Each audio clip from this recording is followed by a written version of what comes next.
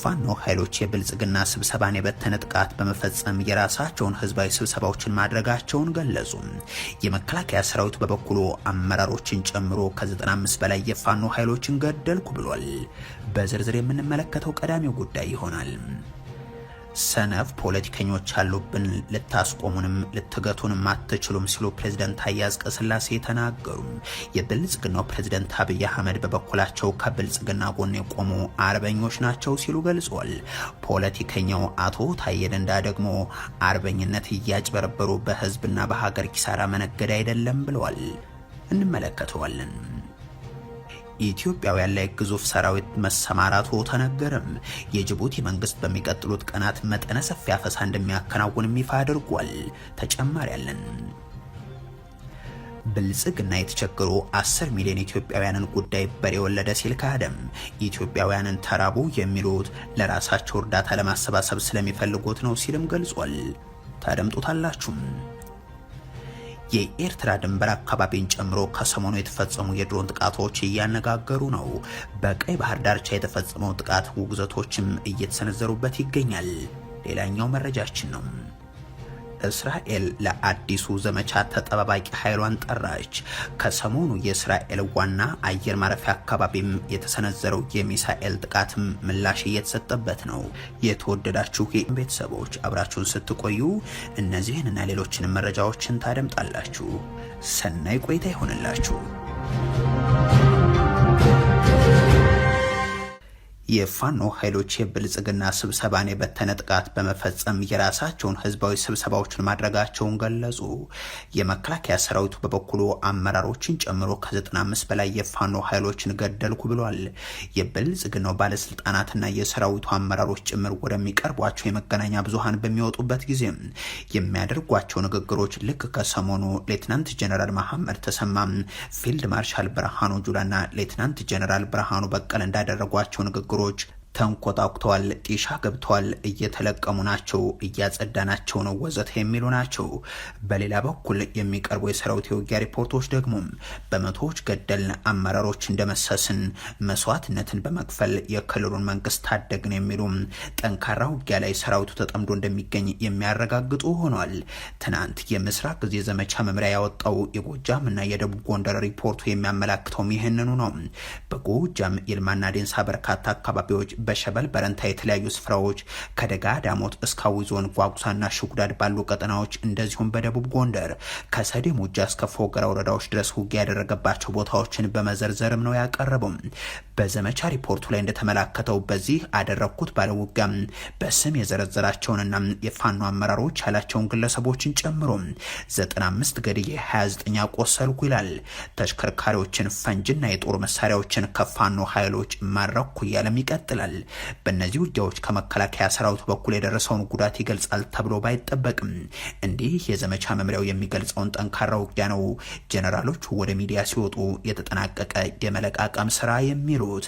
በእርግጥ ፊልድ ማርሻል ብርሃኑ ጁላም ከዚህ በፊት ፋኖ ያሉትን አካል ቅጥረኛም አሸባሪም ሽፍታም በአንድ ጊዜ እንደሆነ ገልጸው ነገር ግን እየተዋጋን ነው ብለውት ነበር። ፋኖ ነኝ የሚል አሸባሪ ሽፍታ፣ ከእስር ቤት ያመለጠ ነፍሰ ገዳይ፣ ቅጥረኛ፣ ጸረ ሰላም ኃይል እና አሸባሪ ጋር ነው የምንዋጋው። የፋኖ ኃይሎች በበኩላቸው የካምፕና ማሰልጠኛ ላይ ጥቃት ማድረሳቸውን፣ ስብሰባ እንዳይደረግ መበተናቸውን፣ ወታደራዊ ተሽከርካሪን ማውደማቸውን ይገልጻሉ። ከባህር ዳር በቅርብ ርቀት በምትገኘው መሸንቲ ሊደረግ የነበረ ስብሰባን ጥቃት በመክፈት መበተናቸውን የሚገልጹት የፋኖ ኃይሎች በአዊ ዞን ቀጠናን ጨምሮ በተለያዩ ስፍራዎች ደግሞ ማህበረሰቡን በማሰባሰብ የራሳቸውን ስብሰባዎችን ማከናወናቸውን አብራርተዋል። በክልሉ ከሰሞኑ ጠንካራ ውጊያ ከተደረገባቸው አካባቢዎች ውስጥ በጎንደር አርማጭሆና በጎጃም ደግሞ የዲማ ጊዮርጊስ ቀጠናዎች የሚጠቀሱ ናቸው። በታች አርማጭሆ ሙሴ ባምብና ኩርቢ በተባሉ አካባቢዎች ለተከታታይ ቀናት በነበረው ውጊያም በደርዘን የሚቆጠሩ የመንግስት ኃይሎችን ገደል ሲሉ ይገልጹና ከዳባት ቅርብ ርቀት ውቅን ደግሞ በድንገተኛ ጥቃት ወታደራዊ ተሽከርካሪዎች ላይ ጭምር ጉዳት እንዳስከተሉ ነው የፋኖ ኃይሎች የሚያሳውቁት። ዛሬ ደግሞ በጎጃም ቀጠና ሰከላ ከጊሻ አባይ ቅርብ ርቀት ባለ ስፍራም እንደዚሁም በዳንግላ አቅራቢያ ጊሳ በተባለ ስፍራ ስፍራም በአመዛኙ የመንግስት ኃይሎች እንደ ካምፕ የሚገለገሉበትና የሚሊሻ ባለስልጣናዎች ጭምር የሚሰጥበት ቦታ ነው በሚባልበት አካባቢ ጥቃት መፈጸማቸውን ገልጿል። ቦታ፣ ጊዜ፣ መጠንና የጥቃቱ አይነት ይለያይ እንጂ በየዕለቱ ጥቃቶችና የተኩስ ልውጦች እየተደረጉም የአማራ ክልል አንድ ሰሞን ርዕሰ መስተዳደር አረጋ ከበደ እንዳሉት አስከሬን ቆጣሪ የሆነ ክልል ሆኗል። ዛሬም ሚሊዮኖች ከትምህርት ገበታቸው ተነቅለው ወደ ወታደራዊ ማሰልጠኛዎች በግዳጅ አፈሳ ጭምር እየተጋዙም ቀጥሏል። ሁነኛ የፖለቲካ መፍትሄ ያገኝ ዘንድ የሚቀርበው ጥሪ እስካሁን በተፋላሚ ወገኖች በኩል ተቀባይነት ያለውም አልሆነም። ሰነፍ ፖለቲከኞች አሉብን፣ ልታስቆሙንም ልትገቱንም አትችሉም ሲሉ ፕሬዝዳንት ታዬ አጽቀሥላሴ ተናገሩ። የብልጽግናው ፕሬዝዳንት አብይ አህመድ በበኩላቸው ከብልጽግና ጎን የቆሙ አርበኞች ናቸው ሲሉ ገልጿል። ፖለቲከኛው አቶ ታዬ ደንዳ ደግሞ አርበኝነት እያጭበረበሩ በህዝብና በሀገር ኪሳራ መነገድ አይደለም ብለዋል።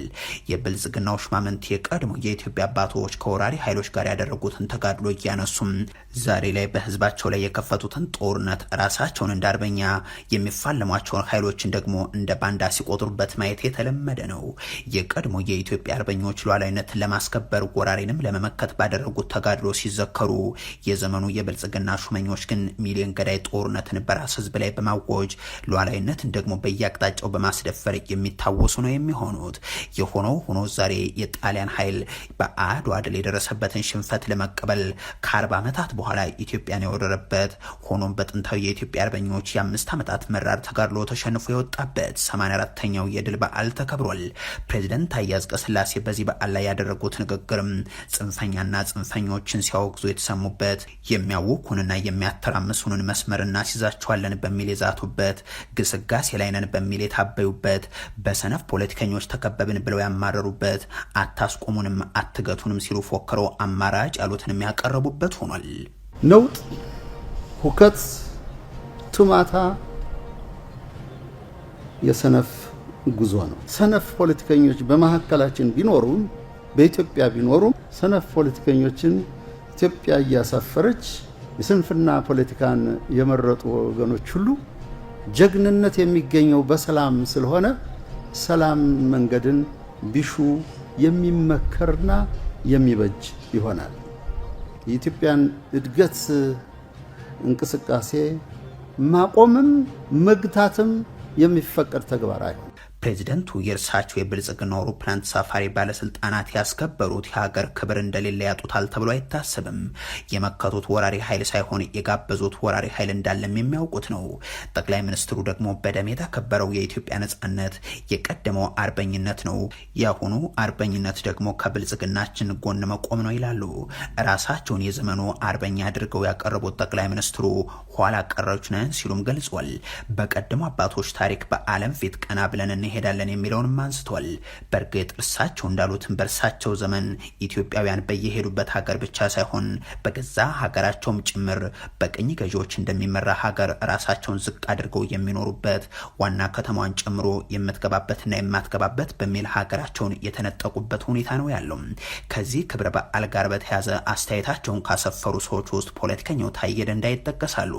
አርበኝነት እንደና አቡነ ጴጥሮስ ለነጻነት ለአንድነትና ለሀገር ክብር በጀግንነት ዋጋ መክፈል እንጂም እያጭበረበሩ በህዝብና በሀገር ኪሳራ መነገድ እንዳልሆነ መታወቅ አለበት በሚል በኢትዮጵያውያን ላይ ግዙፍ ሰራዊት ሊሰማራ ነው። የጅቡቲ መንግስት በሚቀጥሉት ቀናት መጠነ ሰፊ አፈሳ እንደሚያከናውንም ይፋ አድርጓል። ኢትዮጵያውያንን በሀገራቸው ጦር አዝምቶ እያሳደደ የሚገኘው አገዛዙ በጎረቤት ሀገራትን በዲፕሎማሲው መስክ ያጋጠመውን ኪሳራ ተከትሎ እንዲሳደዱ ምክንያት ሆኗል። መሬት ቆርሰው ወስደውም የድሮን ጥቃት ፈጽመው ያልበቃቸው አንዳንድ ጎረቤት ሀገራት አሁን ኢትዮጵያውያንን በጅምላ ማሳደድ ውስጥ ናቸው። የሶማሌላንድና የጅቡቲ የቅርብ ጊዜ ተግባራት ደግሞ የዚህ ማሳያ ናቸው። የጅቡቲ የሀገር ውስጥ ጉዳዮች ሚኒስትር በሚቀጥሉት ቀናት ሰነድ አልባ ባላቸው ኢትዮጵያ ላይ መጠነ ሰፊ አፈሳ እንደሚያደርግም ይፋ አድርጓል። የሀገሪቱ ዜጎችን በማንኛውም እንቅስቃሴያቸውና ጉዟቸው ህጋዊ መታወቂያቸውን ይዘው እንዲንቀሳቀሱ እንዲሁም የመኖሪያ ፍቃድ ያላቸው የውጭ ሀገር ዜጎችም ህጋዊ ሰነዶቻቸውን እንዲይዙም አሳስቧል።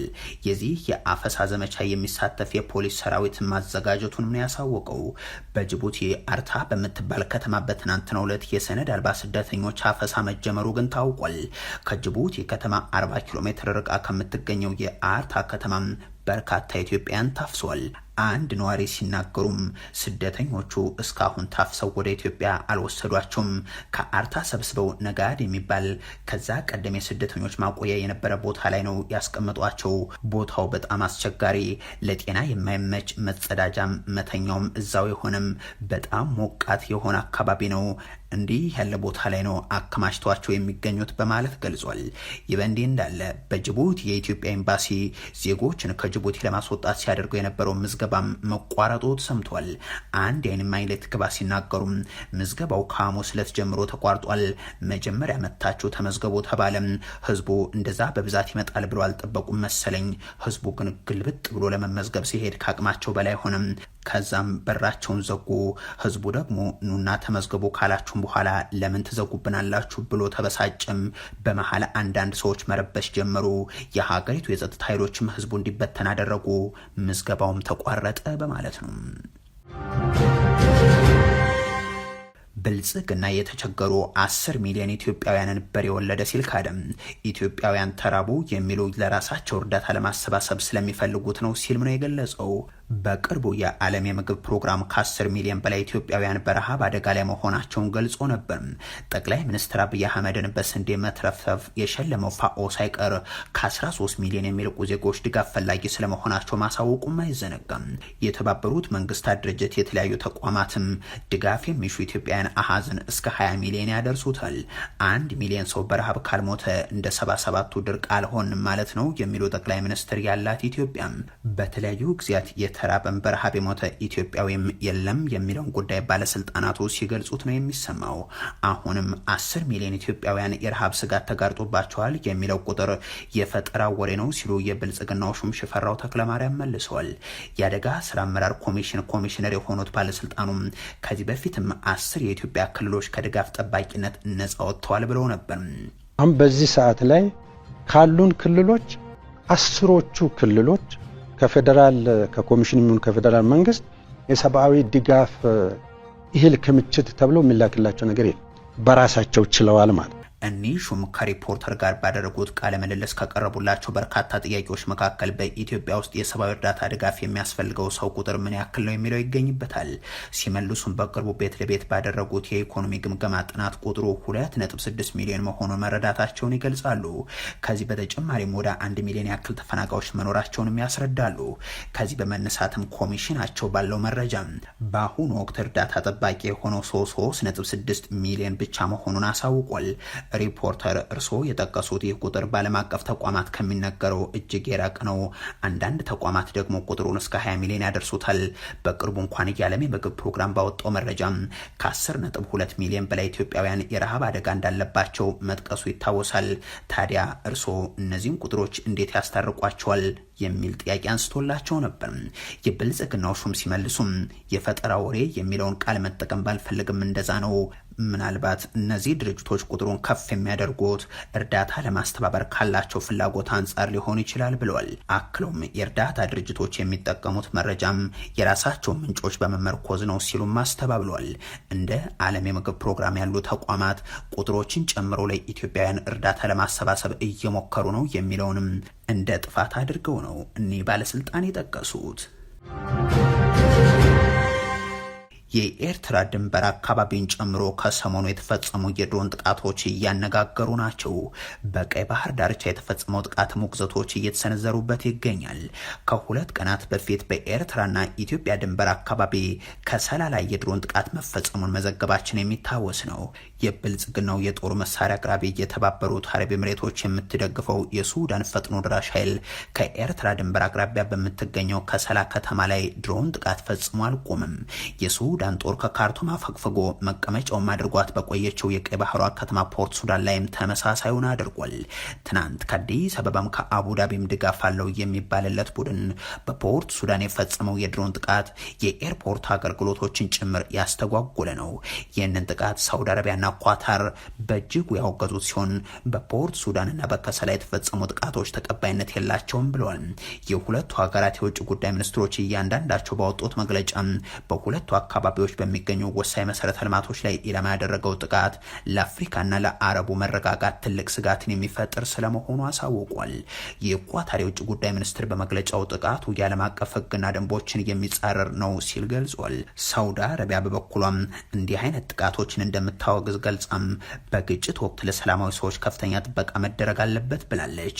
የፈጥኖ ደራሽ ኃይሉ ከወራት በፊት በጀነራል አብዱል ፈታህ አልብሩሃን ወታደራዊ ምርቃት ላይ ያሉ የድሮን ጥቃት አድርሶባቸው የጦሩ መሪ ለጥቂት መትረፋቸው የሚታወስ ነው። ከበርካታ አካባቢዎች በእግረኛ ጦሩ እንደተሸነፈ የሚነገርለት የፈጥኖ ደራሽ ኃይሉ አሁን እንደ አረብ ኤምሬቶች ባሉ ሀገራት በኩል በሚደረግለት ድጋፍ ጭምር የድሮን ጥቃቶችን እየፈጸመ ነው የሚለው ደግሞ የመገናኛ ብዙሃን አጀንዳ ነው። እስራኤል ዋና የአየር ማረፊያው አካባቢ ከተመታ በኋላ የተለያዩ ምላሾችን እየሰጠች ነው። በጋዛ ለምታካሄደው ዘመቻም ተጠባባቂ ኃይሏን ስትጠራም ካቢኔው ደግሞ እቅዱን አጽድቆታል። ትናንት በኢራን የሚደገፈው ታጣቂ ቡድን ሀውቲም ከየመን የተኮሰው ሚሳኤል በቤንጉሪን አየር ማረፊያ ዋና ተርሚናል አካባቢ ማረፉን የእስራኤል ባለስልጣናት አረጋግጧል። ጥቃቱን የፈጸሙት ሀውቲዎች የእስራኤል ጦር በጋዛ ውስጥ ያለውን እንቅስቃሴ ለማስፋፋት ላቀደው ምላሽ የአየር ማረፊያውን ኢላማ በማድረግ በእስራኤል ላይ አጠቃላይ የአየር ላይ እገዳ እንደሚጥሉ ገልጿል። የእስራኤል መከላከያ ሚኒስትር እስራኤል ካትዝ የሚመታንን ሁሉ 7 እጥፍ እንመታዋለን በማለት ለጥቃቱ ምላሽ ሰጥቷል። ኔታንያሁ በሰጡት መግለጫ ደግሞ የሁቲዎች ጥቃት ከኢራን የመነጨ ነው ሲሉ ሀገራቸው ለሁቲ ጥቃት ምላሽ እንደምትሰጥ አስጠንቅቀው ለኢራን ደግሞ በመረጥነው ጊዜና ቦታ እርምጃ እንወስዳለን ብለዋል። ይህ በእንዲህ እንዳለ የእስራኤል ደህንነት ካቢኔ በጋዛ ሐማስ ላይ የሚያካሂደውን ዘመቻ ለማስፋት እንደዚሁም ግዛቶችን የመቆጣጠር እቅዱን አጽድቋል። የእስራኤል መከላከያ ኃይል በ10 ሺዎች የሚቆጠሩ የተጠባባቂ ኃይሉን አባላት በጋዛ ለሚያካሂደው የተጠናከረ መስፋፋት መጥራት ጀምሯል። ይህ እቅድ ተግባራዊ የሚሆነው የአሜሪካው ፕሬዝደንት ዶናልድ ትራምፕ በሚቀጥለው ሳምንት ቀጠናውን ከጎበኙ በኋላ ነው ተብሏል። የሀገሪቱ ካቢኔ በመርህ ደረጃ የሰብአዊ እርዳታ በግል ኩባንያዎች በኩል መግባት እንዲጀምር ማጽደቁም ነው የተነገረው። እስራኤል ለ2 ወራት ያክል ማንኛውም እርዳታ እንዳይገባ ያገደች ሲሆን የተባበሩት መንግስታት ድርጅት ከፍተኛ የሆነ የምግብና የሌሎች አቅርቦቶች እጥረት መፈጠሩን ማሳወቁም አይዘነጋም። እስራኤል ለ2 ወር የዘለቀው የተኩስ አቁም አብቅቶ መጋቢት 18 ዳግመኛ የተጠናከረ ወታደራዊ ዘመቻ ከጀመረች ወዲህ አንድም እስራኤላዊ ታጋች ማስለቀቅ ግን አልቻለችም። ከዛ ጊዜ ጀምሮ እስራኤል የጋዛ በርካታ ስፍራዎችን በቁጥጥሯ ስር ያዋለች ቢሆንም በመቶ ሺዎች የሚቆጠሩ በጋዛ ሰርጥ የሚኖሩ ፍልስጤማውያንን ከቤት ንብረታቸው በድጋሚ አፈናቅላለች።